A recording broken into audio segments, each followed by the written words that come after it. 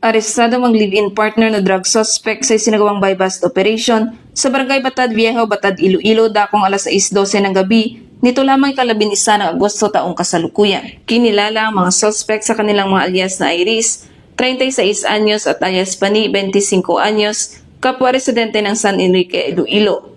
Ayon sa Police Regional Office 6, resulta ang operasyon ng halos isang buwang intelligence monitoring, validation, surveillance at information development sa umano'y illegal drug activities ng mga suspect. Nakumpiska mula sa mga ito ang humigit kumulang 215 gramo ng hinihinalang shabu, kabilang ang buy-bust item na may tinatayang standard drug price na humigit kumulang 1,462,000 pesos, gayon din ang buy-bust money at iba pang non-drug items. Isinagawang operasyon ng Iloilo Police Provincial Office Provincial Drug Enforcement Unit Team 3, katuwang ang Batad MPS, Provincial Intelligence Unit, at Regional Intelligence Division Regional Special Operations Group 6.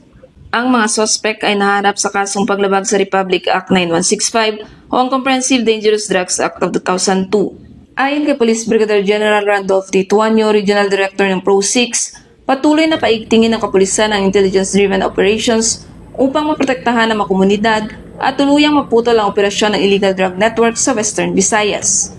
Mula dito sa Police Regional Office 6, ako ang inyong Police News Network Correspondent, Patrolwoman Julibel Alvior, alagad ng batas, tagataguyod ng Balitang Pulis.